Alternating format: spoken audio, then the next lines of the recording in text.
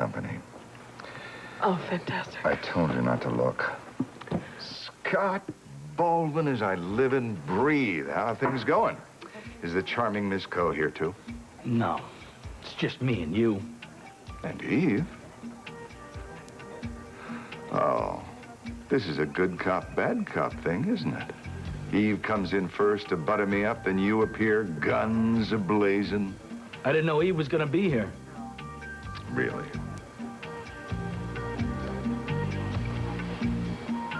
Blickman, 5563. 5563.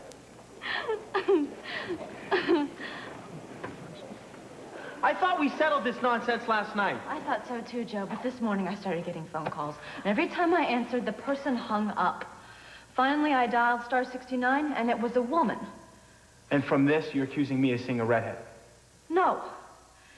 She answered with the name of the bar that she was at. And when I told her why I was calling, she hung up on me again. So I went down to that bar and I investigated, Joe. The bartender there said that there was a red-headed woman who had been making phone calls all day. He overheard her talking to another guy saying she was trying to call her boyfriend. So you're interrogating me? For God's sakes, Karen, I am not the boyfriend. Thanks for everything. You're welcome. Dr. Phillips to obstetrics. Dr. Robin Phillips to obstetrics. Ready for lunch? I can't make it. I have a patient waiting. Oh, do you want me to pick you up something anyway? That would be great. Anything in particular? Whatever looks good. So who's that woman?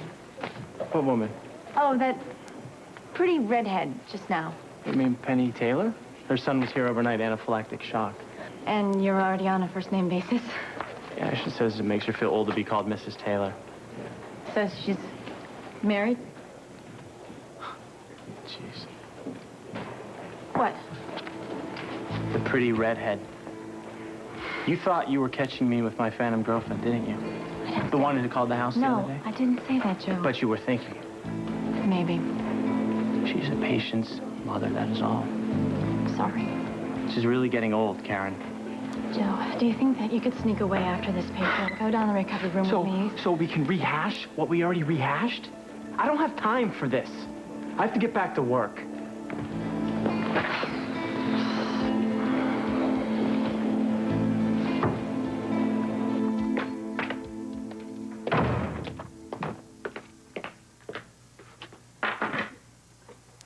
What about Port Charles National? Any luck? Yeah. Ken checked and found out that Marcia Cooper closed her account at the end of last week. Damn it. You know, I was this close to linking Courtney to that account. She must have sensed that I was zeroing in on her. Moved that cash. I'm 2 steps ahead of you, Ramsey. At least I got to tell her at the bank to identify a picture of Courtney as Marcia Cooper. With any luck at all, I'll be able to prove that Courtney stole Julie's money.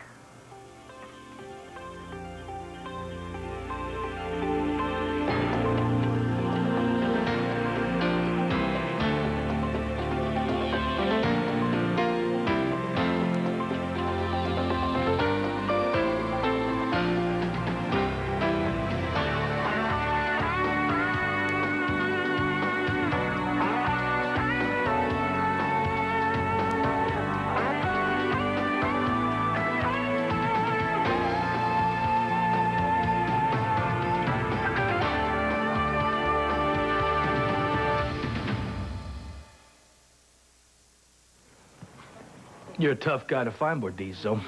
Been looking all over town for you. No, I'm sorry. I had no idea. I've been checking on a plant out west. Keep a close eye on my factories. I want to make sure everything's up to snuff. Oh, I thought you just slithered out of town like a snake. After you set us up with that child labor mess. You know what? I think that I'm gonna join you. Actually, we were just... Please do. You know, Scott, I must admit, I was very disturbed to find out what's been going on with the Serena line. No. I bet. There's a great temptation in the garment industry to do anything you can to get your product out quickly. It's unfortunate that you and Ms. Coe couldn't resist the lure of cheap labor. Ah, knock it off before I come over there and stick my foot right up your... Scott, Eve, you don't have to defend me. I can handle this. I expected more of you, Baldwin, than to go around trying to blame others for your business mistakes. I got a little news flash for you. I'm gonna prove that it was your factory in Indonesia that made those dresses. Is this for the ladies' benefit? Because you and I both know that I came to town, I made you an offer, you declined, I moved on. Now, what I do know is that you've been sabotaging us right from the get-go. Look, Baldwin, I'll admit that I came to town to see if you and Miss Coe would offer me any competition. We did. That's why you're trying to screw us up. You know, but the beauty part of this whole situation is, for me, I didn't have to lift a finger. The two of you together ruined yourself, by yourselves. You know, you may have gotten away in life screwing with other people's lives, but that's not gonna happen here, because I'm gonna see you in hell before I let that happen. How about that? Aren't you reading the newspapers? You're the one that decided that child labor was the way to bring out the Serena line, not me. I will prove that you're behind this, don't worry. You will, huh? Should I worry? Let me think. No, I won't. Well, I have to run. Can't tell you how much fun it's been going over old times like this, but I have work to do. Yeah, well, you know what? I have work to do, too. I am not done with you, not by a long shot. I'm all a Twitter. You coming, Eve? No. Suit yourself. Lovely lunch. Let's do it again sometime.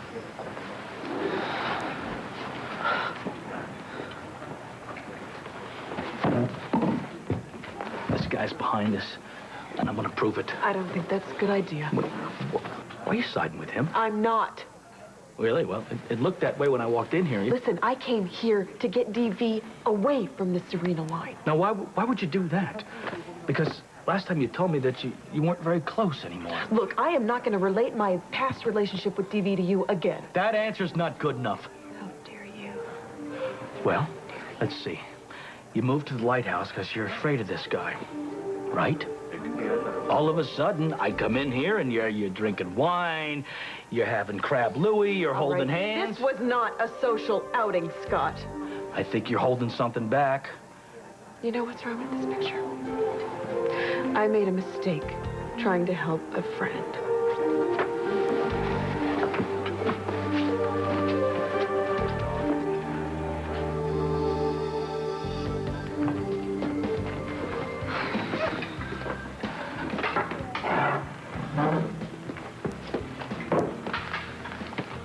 Hey. Hey. So you're here for the good food or the good company? Actually, I could use both. What's the matter? I just let my imagination run wild. Care to elaborate? Yeah, just now I saw Joe talking with an attractive woman, and... And you thought it was the woman who kept calling the other day and hanging up? Yeah. And, when I questioned Joe about it, he nearly tore my head off. Well, you know, Joe, he's as sweet as they come, except when he's not. It was my fault, really. I mean, she was just the mother of a patient. I was getting really paranoid. Yeah, but don't be so hard on yourself. With all that's happened, the 900 numbers on your phone bill, finding women's panties in Joe's car, who wouldn't be paranoid? But if the situation were reversed, I would be devastated if Joe didn't trust me. Karen, you're not overreacting. If Joe found this kind of stuff pointing at you with another guy, I'd be advising him to watch you like a hawk. You would? Sure. But you'd never run around on Joe. I'll tell you what. If I see any redhead around my brother, I'll let you know. Redhead? How did you know the woman was a redhead? I didn't say that. Joe must mention it. Rest assured, if I see a redhead anywhere in the vicinity of my little brother, you'll be the first to know. Gee, thanks, Frank. That makes me feel so much better. That lying, thief-stealing coyote. What? What has he done now? He's back in town. Bortiso's back in town? Yep. Where is he? Right here in this hotel. We're gone. We gotta get him. Wait. I already just went and talked to him. You did? What'd you do to him? Isn't he in 10,000 pieces, right? He's in. No. He's sticking to his story. He says we're the ones that are responsible for hiring those kids down in Indonesia. Call of that man. All right. That's it. We're pulling out all stops in this investigation of his past. We're going to do whatever it takes, however much money we have to spend. I want to find out any lie he's told, any cheating he's done. I'm going to tell the press and have them spread it to the world what a really big cheat and a big liar he is. Well, his lunch companion didn't think that. She thinks we ought to leave him alone. Who? Who was he eating with? Eve. What? What the heck was Eve doing eating with David Bordiso? That's what I'd like to know. Hey. Hey. Whoa. You back for good or just an afternoon quickie? No joking today, okay? I'm not in the mood. Sounds like someone could use a martini. Yeah, actually, I could use a martini. However, I'm on call, so you make one for yourself, and I'll live vicariously through you. What's the matter?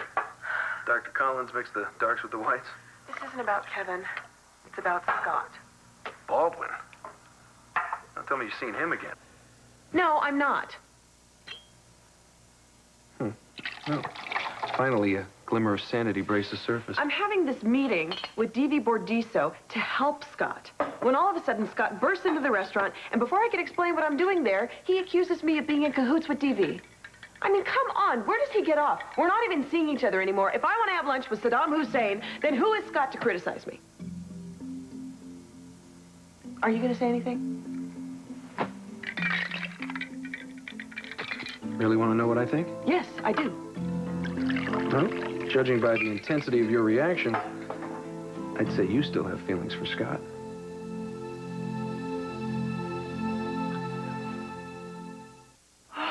It is just so obvious that Eve is not telling us everything. Yeah, but why would she keep anything from me? I mean, after everything I've done for her, I mean, for crying out loud, I still made her go to jail for obstruction of justice, covering for that, you know, in the Devlin murder mess. Wait. I thought that was all settled. I thought you just had to finish up a little community service time. Well, because of this Bordiso thing, I haven't put in any time. Now the judge is threatening to throw me in jail if I don't finish it as soon as possible. Scott, then you need to do that. Well, no, don't worry your pretty little head, okay? I will take care of it. This Bordiso mess is more important. Now, here's what Eve is claiming, okay? She's saying she's trying to get him off our backs. However, I think something is very, very fishy. Good. Finally, you are starting to see the real Eve. Oh, no, wait a minute, Lucy. Let's not get carried away here. You just wait and think about it. Eve allowed you to cover for her during the Devlin murder investigation because that was to her advantage, don't you see? Now, we're out there. We need help. We're exposed with no help. She needs to give us information, but she's not doing it because it's not to her advantage. Listen, I ran into Kevin the other day before we went to see Kevin and Eve at the lighthouse, and I told him the feeling I have about this bad connection that exists between D.V. and Eve. And don't you see now, all of this confirms what I was feeling. What did Kevin say? Well, what could he say? Nothing. But I looked in those eyes of his, and I could see that deep down, he knew I was right. I think Eve has a lot more skeletons in her closet than any of us ever imagined. You are so wrong about Scott and me. You're over him. Completely. And in total bliss with Kevin. Yes. Then why are you here bending my ear when you could be pouring your heart out to the intrepid Dr. Collins? Habit, I guess. Habit. This place is like a refuge for me. I can come over and confide in you, and I know that you're not going to judge me about my past with DV or my relationships. I don't have to explain myself to you. Well, if you're tired of the third degree from Collins and Baldwin, why don't you move back in here with me? A great view, finest of accommodations, ready and willing ear, available for bending anytime. Plus the added bonus of seeing me scampering around in my boxers. I know what a turn on that is for you. Yes, the boxer shorts part sounds very tempting, but I'm very happy at the lighthouse. Well, your loss. Come on. Like you'd want to have me scampering underfoot while you're trying to score with Courtney. Courtney who? Oh, thanks a lot. Come on. You think she's hot, and you know it. Oh, she can't make me laugh the way you do. Come on, it's not like we're never going to see each other again. I'll be around here enough to bug you. Besides, you are my best friend. Am I? Absolutely. What's wrong? Nothing. I just, never heard you say that before. Eva, I feel the same way. Chris Ramsey. Do you have a thing for a little Miss Eve? Hey, I know what you're going through. My brother can be mule-headed when he wants to be. And as a matter of fact, it wouldn't surprise me if Joe got to the point where he didn't say anything to anyone. It's the introvert in him. Something bothers me. I want to discuss it until it's settled. Well, then I suggest if you ever need to speak to an open-minded, caring, understanding Scanlon brother, you know where to find me. Be careful, Frank. I might just take you up on that offer. Anytime.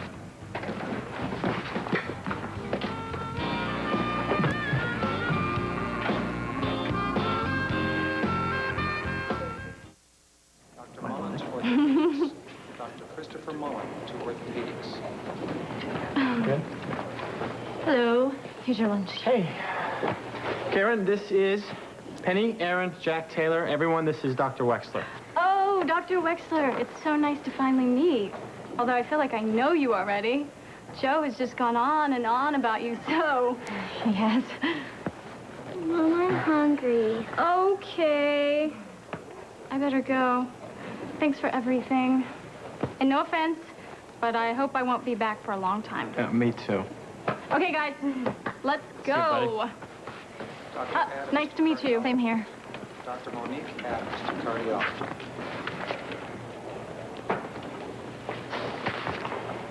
Are you satisfied? How do I know you two didn't rent those kids from Central Casting? I'm kidding. Totally kidding. I feel terrible that I let my imagination run wild. What is it going to take for you to trust me? I do trust you. As long as I never talk to another red-headed woman for the rest of my life. Karen, it is not enough to say that you trust me, but you have to mean it.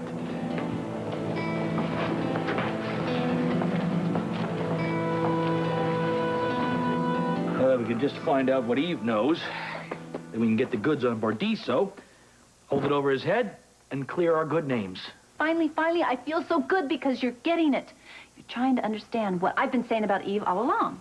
Oh, come on. Just because she's holding something back doesn't make her the enemy. I didn't say that. You've never said that. No, not today I didn't say that. Well, not yet today. Okay, Mr. Idea Man, what's the plan then? We've got to find the key to all of this, but Eve isn't going to tell us, so what are we going to do? Well, I'll tell you what we're going to do. We got to start looking at new places. Okay, I'm in. Where? Bordiso stomping grounds. Pack your bags. We're going to the Big Apple. What are you listening to? The pounding of Chris Ramsey's lovesick heart. You want to explain that? I've been listening to him all afternoon, and I'm sure he has a big old crush on Eve Lambert. Here, take a listen. Where are you going? Back to the lighthouse. I thought you could stay for dinner, you know? Some video game action, martinis in between? Oh, come on. You know I'm on call. Besides, you just want to get me blotto so you could take advantage of me. Oh, why don't you face the facts? I'm the man of your dreams. You're right, you are. And since you are, I better go, because if I don't, your animal magnetism might cause me to do things I might regret later. Word isn't regret. It's rejoice. He keeps making comments like that. He pretends to be joking, but you can hear how he really feels. He's hooked. Big time. Mm-hmm. Well, whatever your deep, dark secret D.V. Bordiso is, none of my business. Well, that was one of the bleakest moments in my life, and I would just as soon never talk about it again. From this moment on, his name never passes my lips. Good. Okay. Thanks. I'll see ya. Okay, remember, door's always open, and the bed sheets are always turned down. Oh, that's comforting. Thanks. Bye. What's up with Eve and this D.V. Bordiso guy?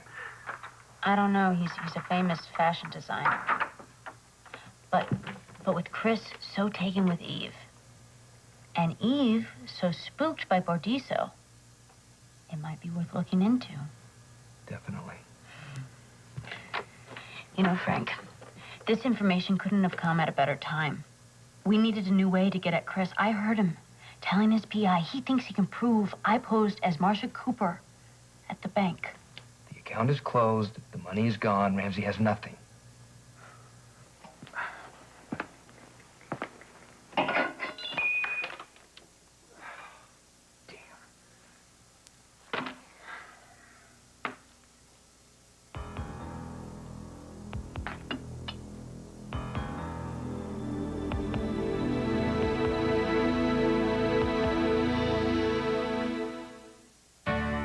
Tomorrow on Good Morning America, how did they do that? Meet the special effects wizard behind The Matrix, plus author Dominic Dunn behind the scenes at the impeachment trial. That's tomorrow on Good Morning America.